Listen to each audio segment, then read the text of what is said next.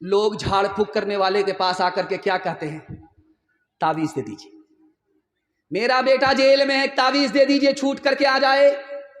तो झाड़ फूक करने वाले आमिल ने कहा कि किस वजह से तुम्हारा बेटा जेल में गया? तो कहा किसी को गोली मार दिया था, इसलिए जेल में चला गया। बताइए तावीज का फायदा होगा? ध्यान से सुनिए। एक आदमी दौड़ करके आया आमिल के पास, झाड़ फूक करने वाले के पास, बोला मेरे घर में खुद ब खुद आग लग जाती है, घर कल जलकर राख हो जाता, पता नहीं चलता किसने लगाई और आग कहां से आई, घर जलकर राख हो गया। तो आमिल समझदार था, दीनदार था, उसने कहा तुम्हारे घर में गुनाह हो रहा है, गौर करो कौन गुनाह कर रहा है। जब तक उस गुनाह को नहीं रोकोगे, लोग तौबा नहीं करेंगे, आग इसी तरह आती रहेगी, घर जलकर राख होता रहेगा। जब गौर किया गया तो घर का जो बूढ़ा था वही चोरी छुपे दारू पी रहा था। तीसरे नमूने को याद रखिए, जिसके लिए मैं अभी आपको तैयार कर रहा हूं। लोग झाड़ फूक करने वाले के पास आकर के क्या कहते हैं कि फुला ने कर दिया है, मेरा कारोबार फेल हो गया, फुला ने कर दिया है, मेरा बेटा बीमार पड़ गया और उसका जनाजा उठ गया। याद रखिए, अगर कोई आपको कहता है कि किसी ने जादू किया और आपका कारोबार फेल हो गया, किसी ने जादू किया आपका बेटा मर गया, वो झूठ बोलता है। कुरान पर भी झूठ बोलता है, हदीस पर भी झूठ बोलता है। कुरान कहता है, हदीस कहती है, दो चीजों पर जादू का असर होता ही नहीं। रोजी पर जादू का असर नहीं होता और मौत के ऊपर जादू का असर नहीं होता। जादू के जरिए कोई किसी की रोजी छीन नहीं सकता, जादू के जरिए कोई किसी की जान ले नहीं सकता। अगर कोई बोलता है तो वह हदीस पर झूठ बोल रहा, कुरान पर झूठ बोल रहा है। इसलिए दिमाग से आप ये निकाल दीजिए कि कारोबार फेल हो रहा है तो किसी ने जादू किया है, बेटा मर गया बीमार है और बीमारी के बाद मर गया है तो किसी ने जादू किया है, बिल्कुल गलत है। दिमाग से आप इसको निकाल दीजिए।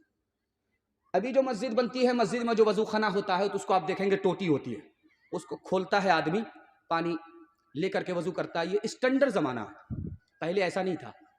पहले हौज होता था, उसमें लोग वजू करते थे। कुआं होता था, उससे खींच करके लोग पानी निकालते थे। उसी कुएं को फिर हौज की शक्ल में तब्दील किया गया। तो लोग हौज के नीचे नाला होता है, उसी के नीचे वजू करते हैं, वो नाले से पानी निकल जाता है। तो हौज में बिच्छू गिर गया, डूबने लगा। तो किसी को रहम आया, तरस आया, हाथ जो बढ़ाया कि ये मेरी उंगली पर चढ़ करके जान बचा लेगा, तो उसने डस लिया। इसने फिर हाथ खींची, दोबारा बिच्छू डूब रहा है, इसने दोबारा उंगली बढ़ाई कि ये जान बचा लेगा, फिर उसने डस लिया। फिर उसने तीसरी बार उंगली बढ़ाई, फिर उसने डस लिया। फिर चौथी बार उंगली बढ़ाई, उसने डस लिया। बगल के आदमी ने कहा कि उस जालिम पर तुम रहम क्यों करते हो, जिसको भले बुरे की तमीज नहीं है, डूब करके मर जाने दो। उस अल्लाह के बंदे ने, उस आरिफ ने कैसा प्यारा जवाब दिया है, आपके दिल से हर नफरत दूर हो जाएगी। आप क्या कहते हैं, जब मेरा भाई मेरी मदद नहीं करता मैं क्यों मदद करूंगा, जब मेरा भाई मेरी मदद नहीं किया मुसीबत में, मैं क्यों मुसीबत में मदद करूंगा। आप ये आम बात बोलते हैं। जब वो झगड़ा शुरू किया है तो मैं झगड़ा खत्म क्यों करूंगा, जब उसने माफ नहीं किया तो मैं क्यों माफ करूंगा। उस आरिफ ने कहा कि एक बात सुन लो, वो बिच्छू बुरा है, बुरा होकर के बुराई को नहीं छोड़ता, मैं भला होकर के भलाई कैसे छोड़ सकता हूं। हाथ उठाइए, वादा कीजिए अपने भाई को माफ करेंगे, मोहब्बत करेंगे, मदद देंगे, बदला नहीं लेंगे।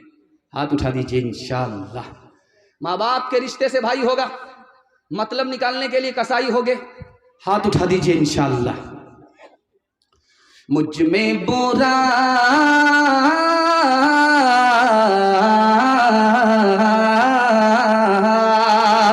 मुझ में बुराई भी, मुझ में भलाई भी, लाखों है मैल दिल में, थोड़ी सफाई भी, थोड़ी सफाई भी, थोड़ा सा नेक हो, थोड़ा सा नेक हो, थोड़ा बेईमान हो, दुनिया जो चाहे समझे, मैं तो इंसान हूँ, मैं तो इंसान हूँ। जीवन का गीत,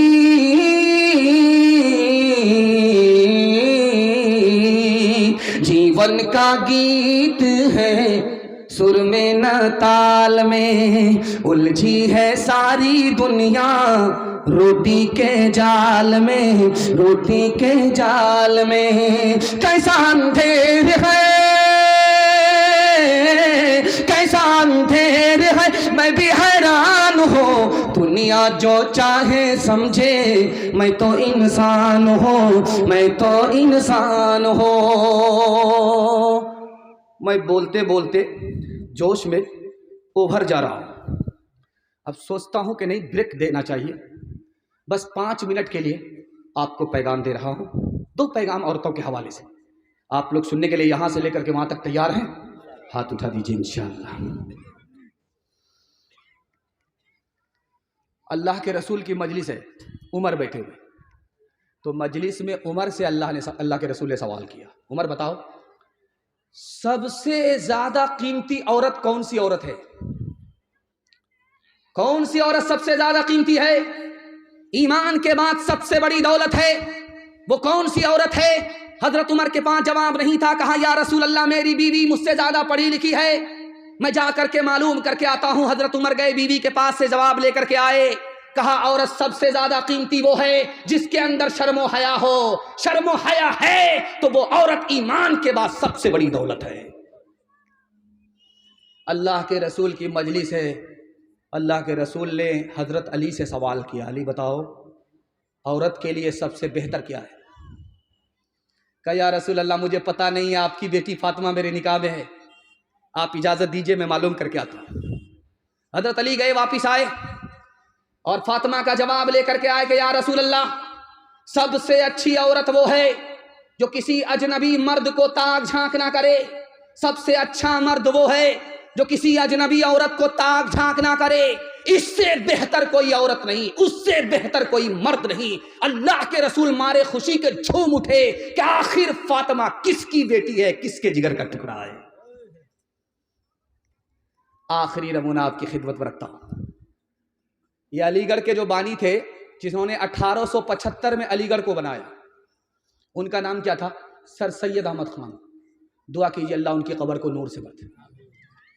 उनके सामने एक आदमी खड़े हुए, एक आदमी खड़ा होकर के बोला कि जो औरत पर्दे में होती है वो बहादुर नहीं होती, जो औरत पर्दे में होती है उसका गुमान अच्छा नहीं होता, जो औरत पर्दे में होती है वो तंदुरुस्त नहीं बीमार होती है, जो औरत पर्दे में होती है वो तरक्की नहीं करती, तरक्की से महरूम होती है। तो सर सैयद अहमद खान साहब को जलाल आया, बैठे हुए थे, मारे गुस्से के खड़े हो गए। तुम क्या चाहते हो? क्या औरत को तरक्की करने के लिए पर्दे से बाहर कर दिया जाए?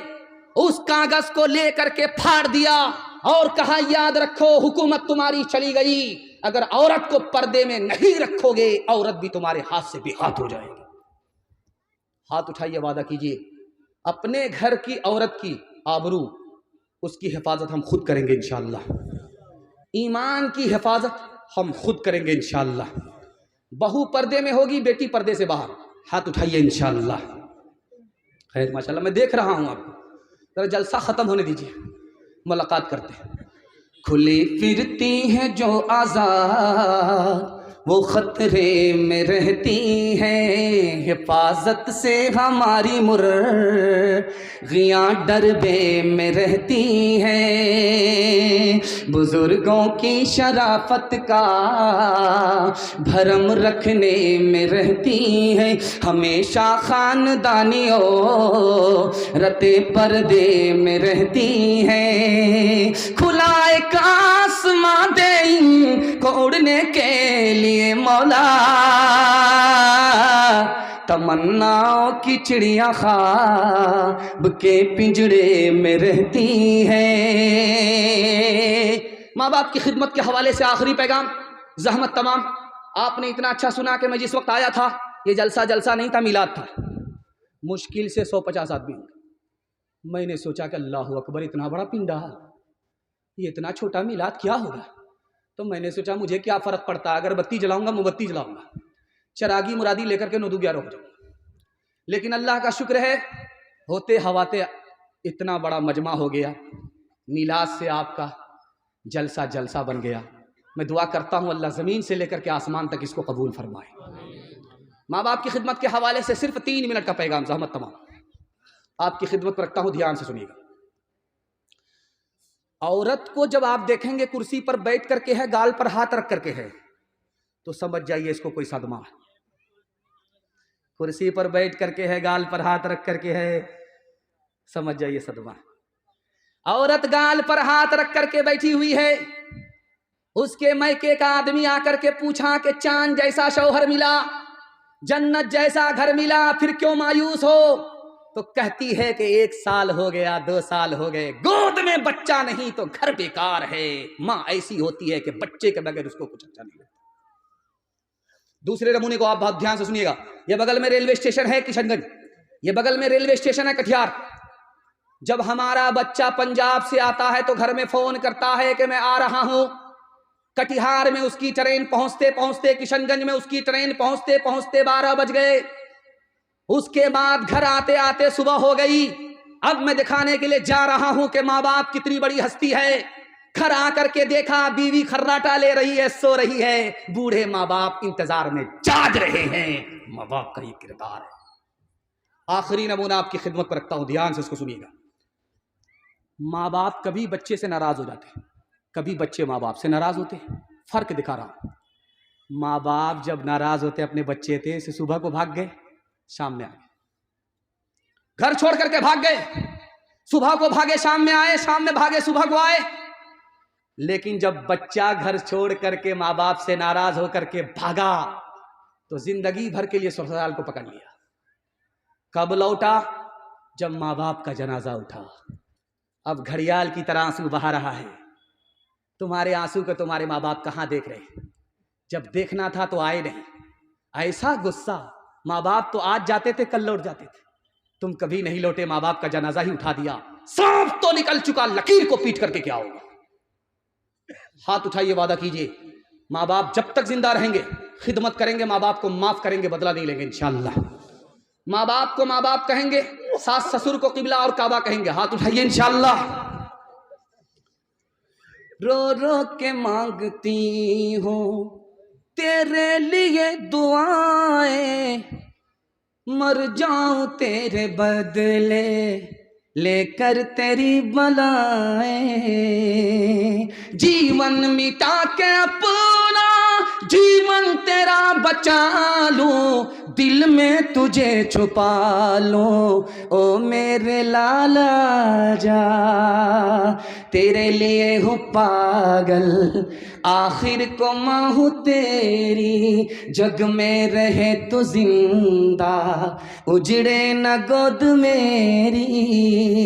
एक बार अपने हाथों दूल्हा तुझे बना लूं, दिल में तुझे छुपा लूं। ओ मेरे लाला जा, ओ मेरे दिल के टुकड़े, ओ ममता के प्यारे, सुन ले के तेरी माँ है जिंदा तेरे सहारे। माँ से तू क्यों खफा है, आ मैं तुझे मना लूं, दिल में तुझे छुपा लूं। ओ मेरे लाला जा।